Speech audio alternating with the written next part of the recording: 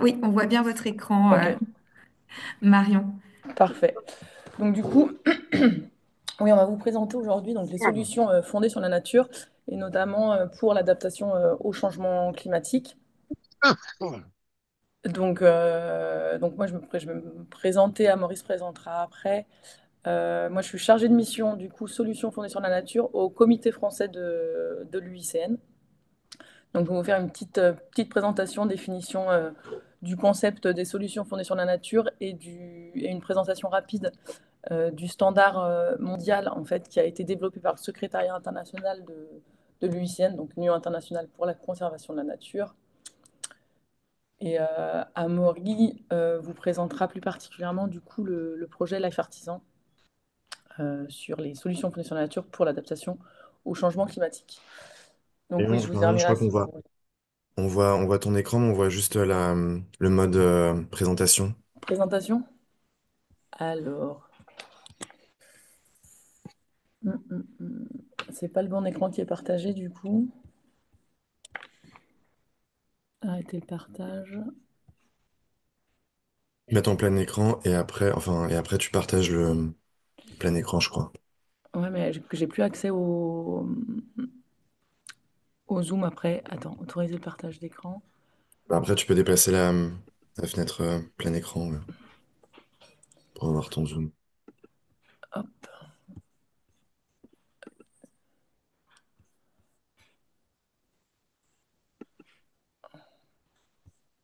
Ah ouais, attends. C'est celui-là. J'ai compris. C'est que c'était ça et ça. Et là, ça doit être bon. Attends. Clac, clac et clac. C'est bon? Et- Ouais, parfait. Euh, alors du coup, la présentation du concept, donc des définitions et un petit peu d'exemples. Donc un bref historique du coup sur le concept des solutions fondées sur la nature qui a émergé euh, en 2009 lors de la COP 15 et qui a été ensuite retravaillé donc, par l'UICN de 2009 à 2016 pour en fait l'UICN a défini ce qu'étaient les solutions fondées sur la nature en 2016 lors du Congrès mondial de la nature à Hawaï. Et en fait, du coup, l'UICN a continué à travailler sur le concept et à l'intégrer en fait dans les politiques pardon, nationales et internationales et a aussi du coup développé ce standard mondial qui est sorti en 2020. Donc voilà, et maintenant on a, voilà, les solutions fondées sur la nature sont un petit peu apparaissent un petit peu dans tous les textes et tous les plans internationaux et nationaux sur que ce soit sur la biodiversité et en France sur l'adaptation au changement climatique notamment. Donc en fait, la définition, elle est assez. Il y a en fait beaucoup de mots. Il y a beaucoup de mots qui sont importants, donc on décide souvent de la présenter sous forme décomposée. Donc en fait, les solutions fondées sur la nature, elles sont définies comme des actions en fait visant à protéger, gérer de manière durable et à restaurer des écosystèmes naturels ou modifiés en s'appuyant en fait sur les écosystèmes et sur leur fonctionnement. Donc, ces solutions, en fait, elles sont là pour répondre directement à un défi sociétal, donc de manière efficace et adaptative. Donc, on a six défis sociétaux qui sont l'atténuation et l'adaptation au changement climatique, la réduction des risques naturels tels que les inondations, le développement socio-économique du territoire, l'amélioration de la santé humaine, la sécurité alimentaire et la sécurité de l'approvisionnement en eau potable. Donc en fait, ces défis, donc c'est des grands défis, mais en fait, ces défis à chaque fois dans chaque projet doivent être identifiés et définis à l'échelle locale en fait du projet. Et le troisième point qui est très important, c'est ces projets de solutions fondées sur la nature doivent assurer donc le bien-être humain et doivent produire surtout des bénéfices pour la biodiversité. Donc en fait, on a trois questions initiales en fait quand on parle d'un projet solution fondée sur la nature, on a trois questions auxquelles le projet doit répondre pour être SFN, ce qu'on appelle SFN compatible. Donc le projet est-il basé sur les écosystèmes et leur fonctionnement? Est-ce qu'il répond à un défi sociétal? Et est-ce qu'en fait il est construit, est-ce que le projet est construit pour engendrer un gain net pour la biodiversité? Donc là, je vous ai mis quelques exemples et j'en ai mis plusieurs autres dans la présentation, dans le PowerPoint, comme vous les aurez, vous aurez des exemples un peu plus exhaustifs. Mais donc voilà, par exemple, à l'échelle d'un bassin versant, donc on promeut aussi les solutions fondées sur la nature, c'est soit à une échelle globale et non pas hyper locale. Donc effectivement, c'est intéressant de voir les projets SFN qu'on peut faire à l'échelle d'un bassin versant. Donc notamment, ça va être là le risque, ça va être la prévention du risque d'inondation en termes de défis sociétal. Donc on peut donc préserver et restaurer les zones humides, aménager des zones d'expansion de crues, reméandrer les cours d'eau, désimperméabiliser les villes qui sont à côté d'un cours d'eau, planter sur les berges, restaurer ou protéger la ripisylve, etc. En milieu littoral, ça va être notamment des actions de dépoldarisation et de démanteler donc les infrastructures côtières, préserver et restaurer durablement les marais, estuaires et lagunes, ainsi que bah, les écosystèmes donc, sableux, donc les dunes, et évidemment les mangroves et les récifs coralliens, donc les mangroves surtout en contexte ultramarin. Et enfin, du coup, en forêt, on va avoir donc gérer durablement des forêts diversifiées, donc aussi préserver les vieux bois et le bois mort donc pour retenir. Donc là, on va être surtout sur la prévention du risque incendie et la prévention de risques gravitaires. Et, euh, et donc voilà. Alors, il y a le fameux quiz. Donc, je vous laisse rentrer alors soit le QR code, soit le code que vous avez dans le chat. Et donc en fait, en fonction, du coup, en vous posant la question de ces trois questions, donc le projet est-il basé donc, sur les écosystèmes et leur fonctionnement? Répond-il à un défi sociétal et engendre-t-il un bénéfice pour la biodiversité? En fait, je vais vous présenter rapidement des intitulés, on va dire, de projets. Je vais vous demander si, selon vous, ces projets peuvent être qualifiés ou non de solutions fondées sur la nature. Donc là, on est sur une plantation d'eucalyptus en Europe suite en fait à des dépérissements de peuplements existants, donc d'une forêt existante. Donc en fait, le projet c'est du coup voilà, de planter cette forêt d'eucalyptus à la place d'une forêt qui est en train de dépérir, donc avec un double objectif. Ça va être l'atténuation du changement climatique par du coup la plantation d'arbres et donc qui permet d'avoir un puits de carbone et le développement socio-économique avec l'approvisionnement en fait d'une industrie locale, par exemple une papeterie qui va employer une part importante de la population sur le territoire. Donc, à votre avis, est-ce que c'est une solution fondée sur la nature?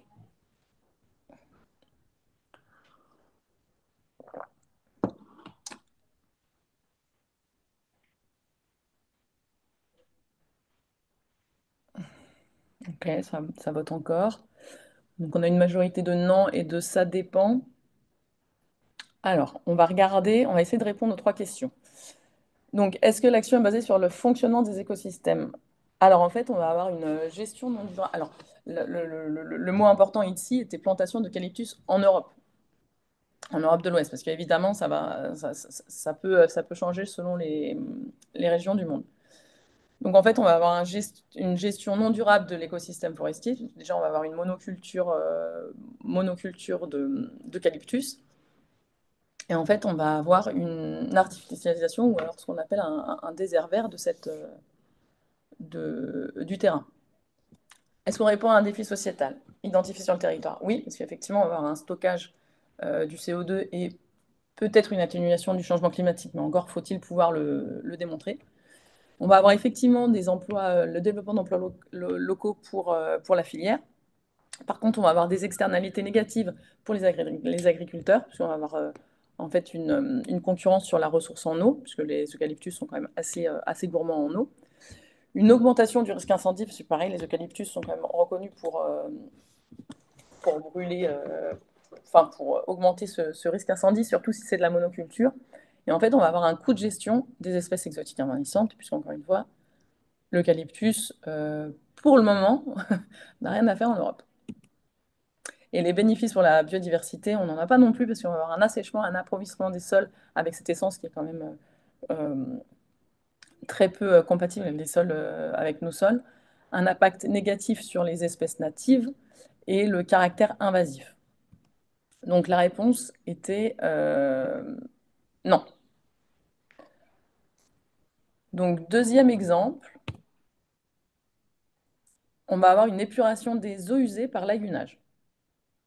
Donc là, le double objectif, ça va être l'approvisionnement en eau potable et l'assainissement, et éviter en fait le recours à des traitements chimiques des eaux usées et de désengorger le réseau d'assainissement classique.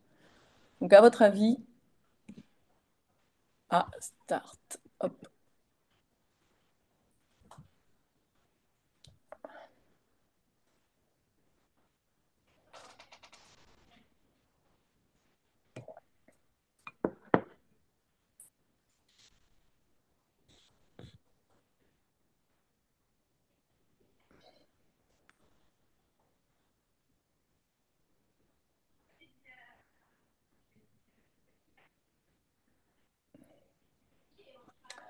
Alors, pour ce qui est donc l'épuration des eaux usées par lagunage. Donc, est-ce que c'est une action qui est basée sur les écosystèmes? Oui, très clairement.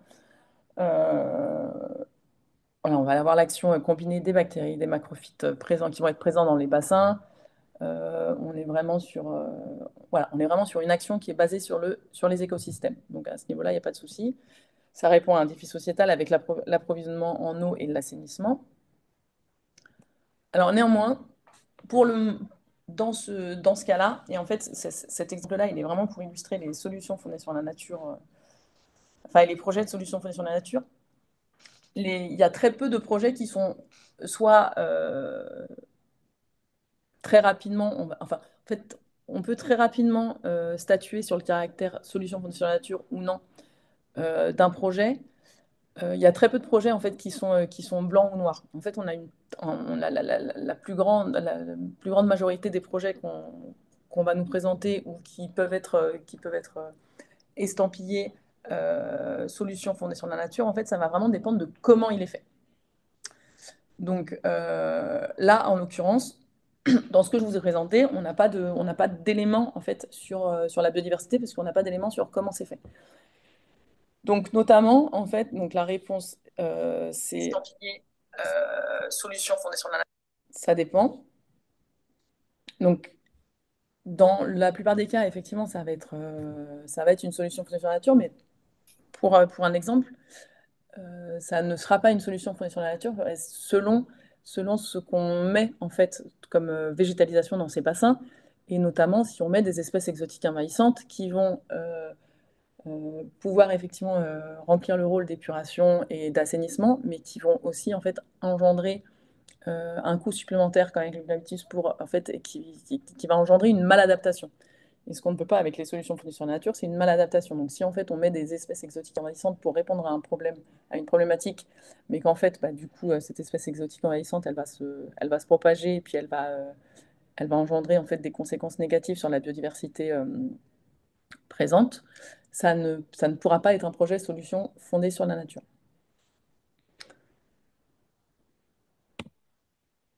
Donc, le reméandrement d'un cours d'eau, ça c'est le troisième projet. Donc, l'objectif, c'est de prévenir le risque d'inondation lié aux crues, en reméandrant, en redonnant son, en ralentissant en fait le cours d'eau, en redonnant des méandres, et la restauration des continuités et fonctionnalités écologiques des milieux aquatiques euh, sur tout le long du cours d'eau.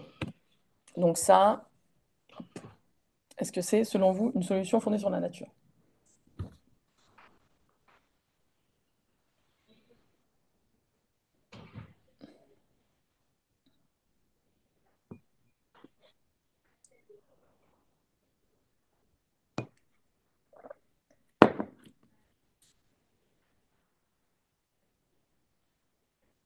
Alors,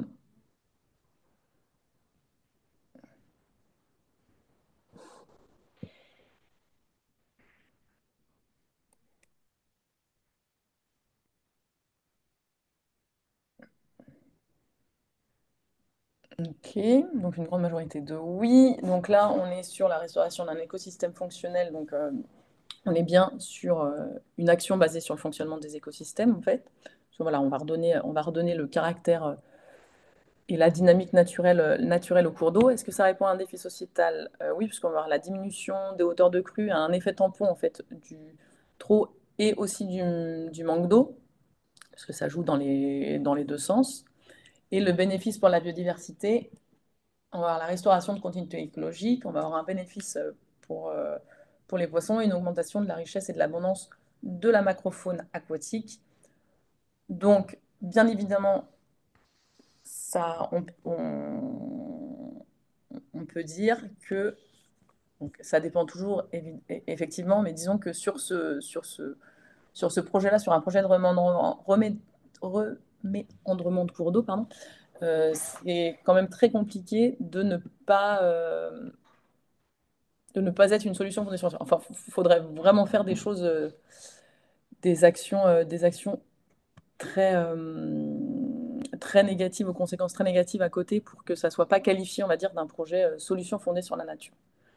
Et donc le dernier, juste pour enlever toute ambiguïté, le déploiement d'un parc ENR avec un objectif de produire de l'énergie ou de lutter contre le changement climatique. Est-ce que ça, pour vous, c'est une solution fondée sur la nature ou non? Bon, je pense que du coup, vous avez... C'est bon, il n'y a pas trop de... Il n'y a pas trop de suspense. Donc effectivement, donc on n'est pas... en fait, on est sur des actions qui sont dérivées de la nature, qui ne s'appuient pas sur les écosystèmes. Et, euh, et en fait, c'est pas ni une action de restauration, ni de gestion durable ou de préservation d'un écosystème. C'est vraiment juste utiliser bah, soit le vent, soit le soleil. Euh, donc est-ce que ça répond à un défi sociétal? Oui. On peut avoir des externalités négatives pour les riverains. Et le bénéfice pour la biodiversité, on va avoir, euh, on va avoir des impacts notables sur la biodiversité. Et on peut effectivement avoir des impacts indirects qui sont positifs en atténuant pardon, les effets du changement climatique. Mais encore une fois, faut-il le prouver?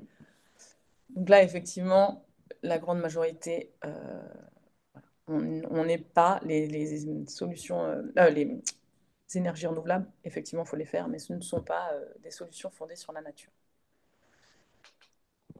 Donc, je vais vous présenter très rapidement du coup ce fameux standard mondial de l'UICN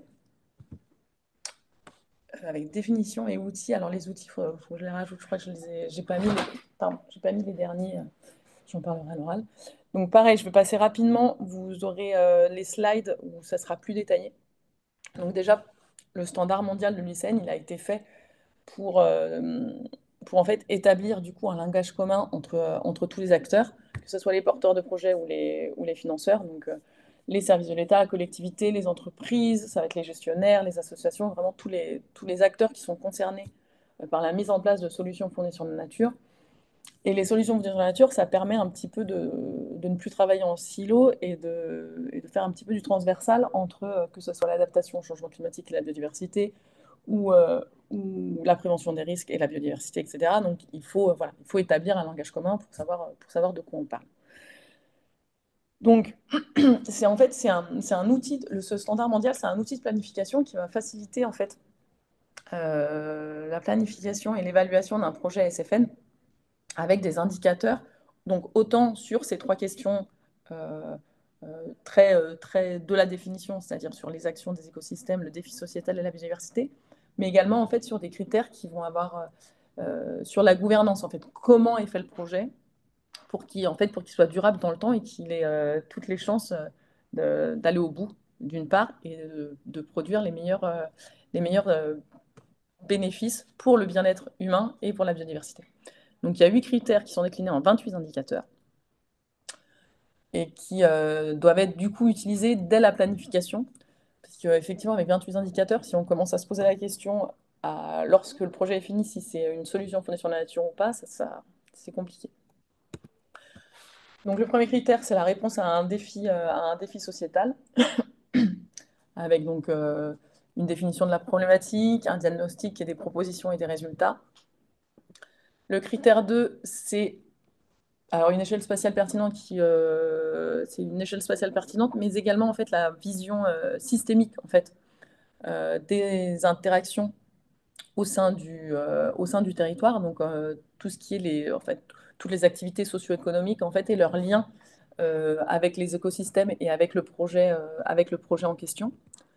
Le critère 3 en fait, va mesurer les bénéfices nets pour la biodiversité, donc encore une fois avec un état initial, puisque donc, dans le projet Solutions fondées sur la nature, ce qui est important, c'est que la biodiversité soit prise en compte dès le début, c'est pas à la fin du projet. En fait, il ne faut pas que la biodiversité soit un, un co-bénéfice opportuniste. En fait, il faut vraiment que cette recherche de bénéfices, de gain-être pour la biodiversité fasse vraiment partie intégrante du projet. Donc le critère 4, c'est la viabilité économique du projet, donc avec voilà, les coûts-bénéfices, la diversification des financements, les viabilités économiques classiques en fait, d'un projet. Et le critère 5, donc qui est assez important puisqu'il y a 5 indicateurs sur une gouvernance en fait inclusive et transparente du projet, donc avec des mécanismes de concertation pour des remontées d'informations, que en fait tout ce qui est le processus, un processus décisionnel qui va être documenté, qui va être accessible en fait à toutes les parties prenantes et à tous les acteurs. Et il y a un dernier indicateur sur la coopération transfrontalière. Donc, on ne parle pas que de coopération transfrontalière, on ne parle pas que de pays à pays, mais vraiment toutes les frontières, on va dire, que ça soit donc entre communes, entre interco, entre régions. Si, voilà, si le projet, en fait, parce qu'un écosystème donc, ne s'arrête pas aux limites administratives, si l'écosystème ou le territoire concerné, en fait, euh, recouvre plusieurs entités, il faut qu'il y ait en fait une forme de coopération qui soit établie et qui soit documentée.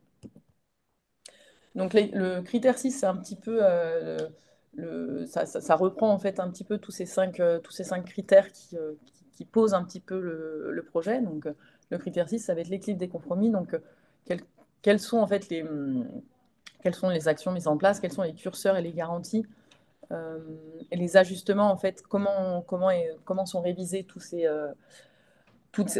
comment sont mesurer un petit peu toutes ces actions, que ce soit pour la biodiversité ou pour le défi sociétal. Et aussi, il y a un indicateur sur le fait que les différents usages du site, du projet, en fait, soient identifiés et respectés. Et donc après, on a le 7 et le 8. Donc le 7, c'est sur la gestion adaptative du projet. Donc on s'appuie sur les écosystèmes. Donc il faut quand même qu'il y a une part un petit peu imprévisible de comment va évoluer l'écosystème. Donc il faut qu'il y ait voilà, des hypothèses, des trajectoires qui soient mises en place. Il y a un suivi, une évaluation et l'adaptation du projet en fonction des résultats de ces évaluations. Et le critère 8, pardon, où on monte un petit peu en échelle, c'est l'intégration du projet et sa durabilité. Donc son intégration en fait dans les cadres nationaux et internationaux ou dans les politiques publiques. Et en fait, il y a aussi le côté de communication en fait des enseignements du projet et la reproductibilité en fait du projet et surtout et notamment les conditions de reproductibilité du projet. Et normalement, moi j'en ai fini, oui. Et donc je laisse la main à Amaury.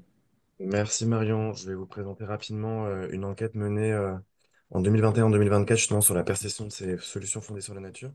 Et après, je vais vous présenter brièvement le Life Artisan avant de passer aux questions-réponses. Cette enquête est assez intéressante quand même pour voir un petit peu comment ce concept arrive un peu à se diffuser auprès des acteurs que vise le projet artisan, sur lequel je vais revenir juste après, hein, mais je voulais faire suite à la présentation de Marion avec ces quelques chiffres. Je vais vous présenter surtout ce qu'on a, les chiffres un peu au niveau des communes et des EPCI. Donc au niveau des communes, on a 40% des communes qui disent avoir déjà mis en place des actions fondées sur la nature pour faire face au changement climatique, ou ont prévu de le faire pour 20% d'entre elles. Euh, Ce qui est intéressant de voir aussi, c'est que, alors autant au niveau des communes, la notoriété des SFN est plutôt stable. Par contre, au niveau des EPCI, on a une forte hausse depuis 2021, puisque 92% de ces EPCI connaissaient les SFN. Donc on voit aussi que c'est une notion aussi qui s'essaime plutôt bien. Et enfin, peut-être un chiffre aussi intéressant, c'est que 60% de ces communes qui ont mis en œuvre donc, des actions ont intégré des SFN dans leurs documents de planification et dans une large majorité dans les PLU. Voilà, slide suivante. Parmi les communes qui ont mis en place ou qui envisagent de mettre en place des actions fondées sur la nature, la plupart, enfin encore une bonne majorité quand même, les deux actions qui ressortent le plus, c'est des actions plutôt en milieu urbain, qui c'est peut-être trait aussi à peut-être à une communication plus ample de ce genre de solution. Donc lutter contre les îlots de chaleur via la végétalisation, mais également réguler les flux hydriques par la désimperméabilisation des sols pour gérer les eaux pluviales à la source. On peut voir aussi également que les actions pour protéger les productions agricoles sont également aussi en forte hausse, également plutôt bien répandues. Donc voilà, donc c'est quand même intéressant de voir aussi que dans ces deux milieux, c'est des solutions quand même largement mises en œuvre aujourd'hui, enfin en tout cas dans une proportion croissante. Slide suivante. Donc toujours sur les structures qui ont déjà mis en œuvre des actions, lesquelles ont été, disons, perçues comme les plus efficaces. Alors viennent en premier les appuis techniques et administratifs, qui demeurent le levier le plus efficace. Et c'est d'autant plus pertinent que c'est également le levier le plus fréquemment mobilisé par les collectivités. Avec cet autre levier aussi également la production locale de connaissances. Et après, il y a d'autres leviers qui sont moins utilisés, mais qui sont quand même perçus comme les plus efficaces, notamment bah, l'accès au financement, bien sûr, mais également l'accompagnement à la mise en œuvre par différentes filières sur le territoire, et puis une gouvernance dynamique entre les acteurs du territoire et la collectivité. Et enfin, des outils qui sont soit utilisés, soit moins utilisés, mais perçus comme pas forcément plus efficaces, ont été identifiés les formations et puis l'outillage et la réglementation. En revanche, sur la slide suivante, si on regarde plutôt les leviers qui sont perçus comme qui seraient plus efficaces pour des communes qui veulent mettre en place des actions, on retrouve toujours les appuis techniques administratifs, d'où l'intérêt quand même d'un appui, que ce soit des acteurs publics ou privés, BE, etc. Mais également un accès au financement qui peut être un levier pour ces collectivités qui ne sont pas encore passées à, à l'action, et la réglementation des politiques publiques favorables dans lesquelles on peut retrouver par exemple tout ce qui est accès au foncier, etc. Je ne sais plus, qui peut être assez bloquant. Sur la slide suivante, on avait vu justement en 2021, cette première enquête nous avait permis de dresser une liste des freins qu'on trouvait aussi intéressant de vous exposer. Je vais pas aller dans le détail de chacun de ces freins, mais rapidement, on peut, donc chacune des étapes de la mise en œuvre des solutions fondées sur la nature, on trouve plusieurs freins.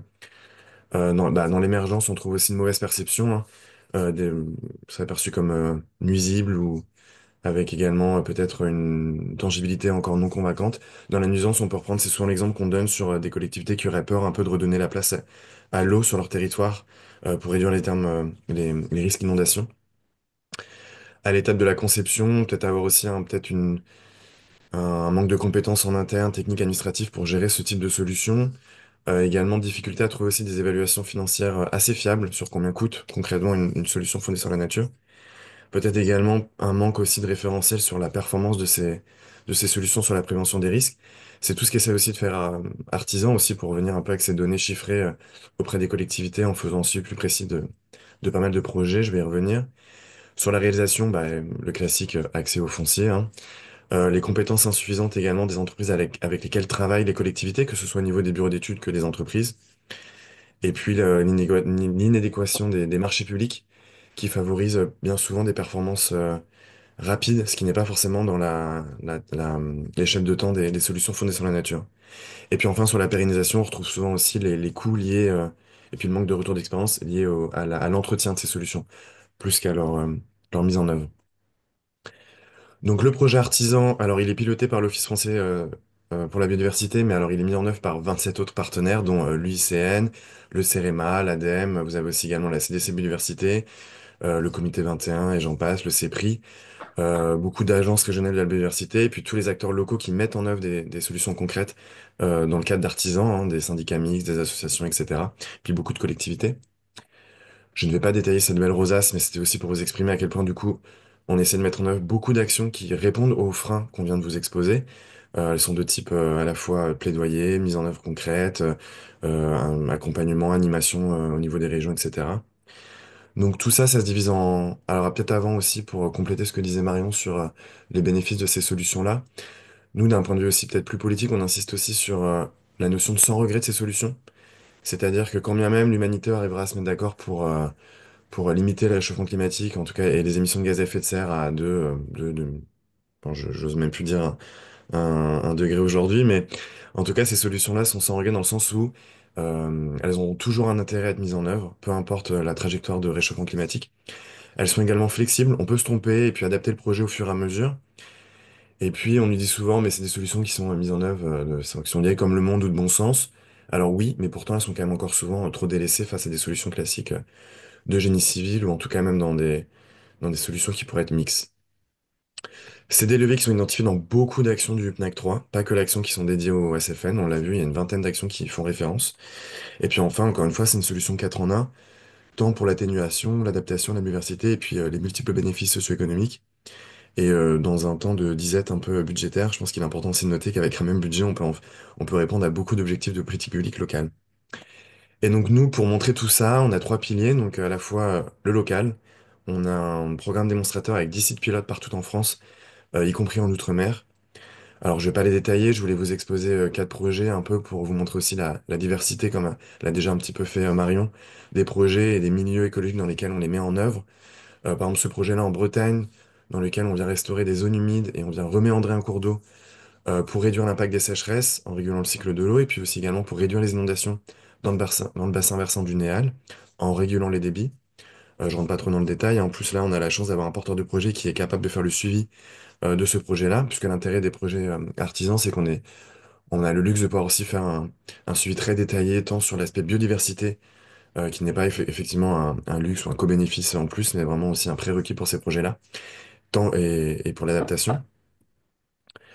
En milieu rural, on travaille à la restauration d'un réseau de haies autour des bocages en Suisse normande pour réduire les problèmes de ruissellement, hein. Il y a une vocation toujours d'adaptation au changement climatique et d'érosion des terres qui affectent les cultures. Mais également, on vient aussi permettre le stockage de l'eau dans les sols pour réduire l'impact des sécheresses et puis aussi permettre une alimentation lorsque alimentation d'élevage, lorsque l'herbe est moins disponible. En milieu urbain, peut-être que enfin, beaucoup d'entre vous connaissent peut-être déjà ces arbres à la pluie, hein, qui viennent contribuer justement à infiltrer l'eau pluviale et réduire le ruissellement et les inondations liées à la saturation des systèmes de gestion des eaux pluviales, avec, vous voyez, une fosse qui permet aussi une entrée dégagée, puis une tranchée d'infiltration qui permet cette infiltration à l'eau, et puis une parcelle suffisamment grande pour permettre aussi un gain en biodiversité. Et dernier projet que je voulais vous exposer rapidement en Outre-mer, en Martinique. Là, c'est plutôt pour mettre en avant l'aspect aussi innovant des solutions fondées sur la nature. C'est des solutions effectivement de bon sens et de vieilles comme le monde, mais il y a aussi quand même, ça a aussi un champ d'innovation scientifique et technique, puisque là, on est venu mettre des structures pour favoriser la sédimentation des sols et pour permettre aussi le retour de la mangrove et réduire l'érosion côtière. Et c'est des solutions qui étaient plutôt mises en œuvre sur Terre. Et là, on essaie aussi, c'est un peu donc expérimental puisqu'on essaie de mettre en œuvre, mais déjà sous l'eau, quoi. Deuxième pilier, c'est tout le travail réalisé par les animatrices et les animateurs régionaux pour les solutions fondées sur la nature. C'est vraiment la pièce maîtresse, je dirais, d'Artisan, dans le sens où c'est vraiment eux qui vont faire un travail de terrain pour mettre en réseau les acteurs de l'adaptation et de la biodiversité partout en France. Là, vous avez leur identité puis leur adresse si jamais vous travaillez plus spécifiquement sur une région. Et ils viennent également apporter une expertise biodiversité dans l'analyse des projets d'adaptation des territoires, des bailleurs publics, nationaux comme régionaux et locaux. Donc ils font vraiment ce travail d'orfèvre, je dirais, sur la dissémination de ces solutions fondées sur la nature. Et puis enfin, au niveau national, nous, on essaie d'équiper, d'outiller tous les acteurs avec des publications, des outils en ligne, des fiches retour d'expérience, beaucoup qui viennent d'ailleurs de l'UICN, puis de la CDC Biodiversité. Euh, enfin, sur le sujet plus spécifiquement de la planification, on a essayé aussi de rédiger des guides sur comment on intègre ces SFN dans les SDH pour l'eau, dans les schémas régionaux, les SRADET, également dans les plans locaux air, énergie, climat, les SCOT, les PLU, etc. Donc, pour aller un peu vraiment concrètement accompagner les collectivités là-dessus, on a fait aussi un guide sur les financements, sur où est-ce qu'on peut trouver des financements pour ces solutions fondées sur la nature. Et puis également des notes de cadrage également pour se sensibiliser et puis comprendre un petit peu ce qu'on appelle solutions fondées sur la nature, comme l'a largement expliqué Marion. Notre outil phare qu'on a sorti, oui, excuse-moi Marion, j'ai oublié de te dire à chaque fois de passer sur la slide, mais je vois que tu me suis. J'étais en train de regarder mes notes, merci beaucoup. J'en finis là. C'est l'outil phare qu'on a sorti il y a un mois, un outil interactif sur les solutions fondées sur la nature, qui se divise en deux web publications. Donc l'une est plutôt dédiée aux décideurs, publics comme privés, où là, on essaie plutôt d'expliquer pourquoi il faut mettre en place ces solutions fondées sur la nature, avec des exemples de coûts, exactement, revenir aussi sur les idées reçues qu'on peut avoir sur ces solutions fondées sur la nature. Et puis une deuxième web publication qui est plutôt dédiée aux techniciens, où là, on va essayer plutôt d'expliquer comment on va mettre en œuvre ces solutions en revenant pour chaque étape. Donc quand vous arrivez, on va vous mettre le lien sur le... Je vais peut-être pas prendre le temps là, parce qu'on a peut-être plus beaucoup de temps. Je vais juste vous mettre le lien dans le chat, mais quand vous arrivez sur le lien, vous pouvez cliquer donc soit sur la publication spéciale, soit sur la boîte à outils. Vous avez quelques chapeaux explicatifs pour revenir un petit peu, encore une fois, sur pourquoi mettre en œuvre ces solutions, etc. Et puis le cœur de l'outil, c'est vraiment cette carte que vous voyez à droite, où vous pouvez cliquer, tant sur... donc là, c'est la carte plutôt des publications spéciales, mais vous avez la même pour technicien. C'est les couleurs qui vont changer, et puis après, quand vous cliquez, ça va complètement changer aussi de contenu. Euh, pour chaque milieu, on vous expose les différentes solutions fournies sur la nature qui existent. On vous les répertorie avec des REX existants, et on essaie aussi de souligner les avantages en termes de biodiversité, d'adaptation ou pour le territoire en termes socio-économiques et puis paysagères, etc. Et dans la boîte à outils technicien, on va venir détailler les étapes une par une sur la conception, etc., l'émergence, la mise en place, le financement et autres. Et après, on va aller vraiment accompagner le porteur de projet étape par étape pour aller trouver toutes les ressources qui existent partout en ligne et autres pour faciliter cette mise en œuvre. Voilà, j'en ai fini. On a fini à peu près dans les temps, un petit peu en retard. Je nous en excuse. On est disponible pour répondre aux questions. Merci beaucoup Marion et Amaury pour cette présentation. Alors, il y a beaucoup de questions sur les arbres, mais avant qu'on rentre sur le sujet spécifique des arbres, moi j'avais une question, plutôt un retour sur quelque chose que vous avez esquissé dans vos présentations. Donc, quand on parle de changement climatique, un des risques qui commence à prendre de plus en plus d'importance, c'est le risque de maladaptation. C'est-à-dire des réponses aux impacts du changement climatique ou même à des solutions d'adaptation au changement climatique qui aggravent en fait la vulnérabilité des systèmes humains ou naturels plutôt que de les rendre plus résilients. Euh, En quoi les solutions fondées sur la nature réduisent ce risque par rapport à une solution plus ingénierée? Voilà. Donc, si vous pouviez détailler un petit peu plus ce point-là de l'avantage d'utiliser une SFN pour éviter le risque de maladaptation. Bah, si on revient, Marion, tu veux peut-être commencer, Vas-y, vas-y. vas-y, vas-y. Non, j'allais dire, si on revient sur la définition de la maladaptation, c'est l'idée aussi de mettre en place une action d'adaptation qui va à l'encontre d'autres objectifs sociétaux, c'est-à-dire l'atténuation, mais également la justice sociale ou la biodiversité, et encore, qu'est-ce que je pourrais dire, la santé des écosystèmes et la santé humaine. Si on prend cette définition de la maladaptation, on voit bien qu'une SFN répond quand même, coche quasiment toutes les cases, puisqu'à la fois on va... Alors l'atténuation, il faut aussi faire pareil un suivi, hein. Dans certains milieux, ça peut être plus compliqué que ça, et ça dépend aussi de de l'échelle de temps, mais encore une fois, le gain en biodiversité est obligatoire pour appeler ça une SFN. On essaie d'adapter aussi, pareil, il faut faire un suivi pour voir aussi à quel point cette solution est suffisante. Et puis je dirais, même sur le côté justice sociale, puisqu'on vient aussi améliorer souvent le paysage d'un territoire, restaurer un paysage, améliorer aussi le cadre de vie des habitants, l'accès aussi à un écosystème en bonne santé, qui favorise aussi la bonne santé d'une société humaine, hein. Donc je pense que là-dessus aussi, on s'assure aussi de ne pas aller dans une maladaptation. Et d'où encore une fois la notion de sans regret. Effectivement, j'ai pas prononcé le mot de maladaptation, mais c'est aussi clairement intégré dans cette notion de sans regret, puisque vous êtes sûr quand même de pas aller à l'encontre d'autres objectifs de politique locale, régionale ou nationale. Vas-y Marion, si tu veux. Oui, juste pour compléter du coup, dans les solutions fonctionnelles sur la nature, comme on l'a dit, on s'appuie sur les écosystèmes, mais je l'ai peut-être pas insisté sur le fait qu'on s'appuie sur les écosystèmes, mais surtout sur le fonctionnement naturel en fait des écosystèmes. Un projet de SFN, c'est pas un projet où on met des bacs qu'on doit arroser toutes les 2 semaines. C'est que normalement, souvent, l'action technique, elle va avoir lieu en début de projet, parce qu'on va restaurer un écosystème. Mais le but final, c'est que cet écosystème, en fait, son fonctionnement naturel permette de répondre en fait à l'objectif initial. Donc, c'est vrai qu'on voit mal comment on peut mal. Enfin, en fait, s'il y a une maladaptation, c'est que le projet aura été mal fait du début, parce que c'est qu'on doit revenir beaucoup dessus. Et aussi, je pense que ce critère 5 de gouvernance est assez important, notamment voilà, pour tout ce qui est justice sociale.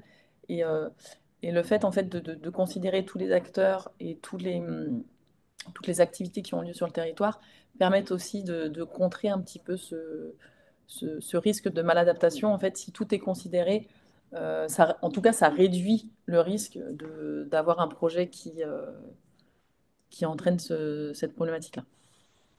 D'ailleurs, effectivement, pour rebondir sur ce point-là, et les critères que tu as présentés, Marion, pour la mise en œuvre d'une action d'adaptation fondée sur fondée sur la nature, on se rend compte que c'est des critères qui sont enfin, très complets et que c'est aussi une bonne méthode à appliquer pour n'importe quel autre type d'action d'adaptation que l'on veut mettre en œuvre dans un territoire. Ça, c'est aussi important de le dire. Alors peut-être juste pour continuer dessus sur les autres, c'est Tristan Coubert sur les autres bénéfices qui sont pris en compte quand on étudie une solution fondée sur la nature. Est-ce qu'il y a des grilles spécifiques qui existent ou c'est adapté à chaque solution fondée sur la nature pour évaluer les co-bénéfices hors des bénéfices spécifiquement attendus, ce que vous indiquez, amélioration de la qualité de vie, impact sur la santé? Comment est-ce qu'on évalue ces co-bénéfices? Alors, comme effectivement, vous avez peut-être pu le voir rapidement, les indicateurs de l'UICN, c'est des indicateurs qui vont être qualitatifs. Parce qu'effectivement, c'est un standard mondial, donc qui concerne tous les pays, qui concerne tous les défis sociétaux et tous les projets SFN. Donc, c'est compliqué d'avoir enfin, au niveau international, de mettre des seuils ou faut compter ça, faut compter ça. Donc, ça va vraiment être à chaque projet et à chaque acteur en fait, de définir pour répondre à cet indicateur-là, ce que ça signifie pour se protéger là. Après, du coup, mais je laisserai Marie compléter pour Artisan, parce qu'il y a eu une vraie réflexion, justement, il y a toute une grille pour chacun des 10 sites pilotes. Et nous, voilà, ce qu'on essaie de mettre aussi en œuvre du côté du comité de l'UCN, enfin, ce qu'on valorise et ce qu'on demande aux acteurs, c'est vraiment de se saisir, du coup, de ce standard. Nous, là, on va sortir en janvier, et je ne l'ai pas mis dans le scène, mais on n'a pas encore le lien.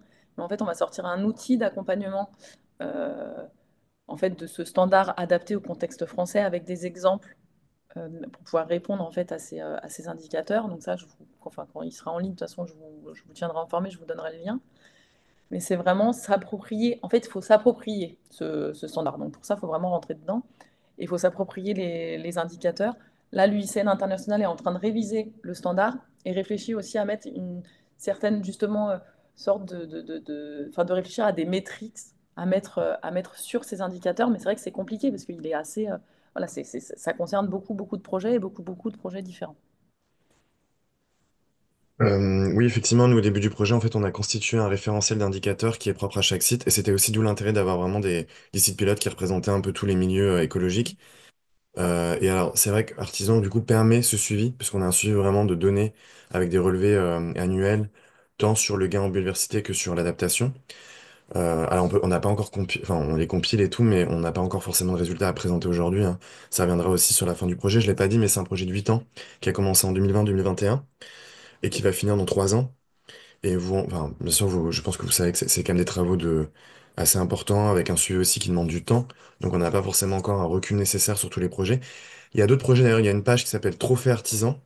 Donc, tous les partenaires artisans aussi mettent en avant des projets qui ont déjà eu lieu. Certains sont peut-être déjà un peu plus anciens, donc ont des retours aussi peut-être un peu plus précis. Et puis, sur les indicateurs autres, bah, ça va être plutôt du suivi aussi qualitatif. Hein, tout ne passe pas par la donnée. Sur l'avantage et tout, là, je pense qu'il y aura des enquêtes plus qualitatives sur comprendre comment ça a aussi permis d'autres bénéfices sur le cadre de vie, etc. Mais c'est quelque chose qu'on va valoriser aussi dans l'évaluation des sites artisans, quoi. Et qu'on voit déjà, je vous prends un exemple, par exemple en Guyane, on a fait un peu un petit rendez-vous avec eux pour voir un peu comment le projet avançait. Ils disaient, mais en fait, ce qui est intéressant dans le projet, c'est que on restaure des canaux d'évacuation des eaux pluviales dans certaines zones du territoire de Guyane. C'est des zones qui étaient très mal aimées par les habitants, perçues comme négatives, avec des odeurs, etc. Le fait de les restaurer, ça redonne aussi une place à ces lieux-là, ça redonne aussi un sentiment peut-être un peu plus de fierté aussi d'habiter aux environs de ces habitats-là.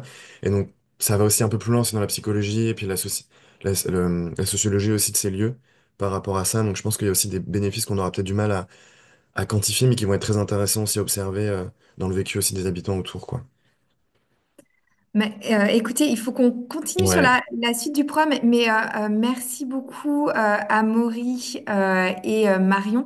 Si vous avez un peu de temps, n'hésitez pas à répondre aux questions directement, soit dans le chat, soit dans le QNR. Il y a une question notamment dans le QNR entre lien crédit biodiversité et solutions fondées sur la nature.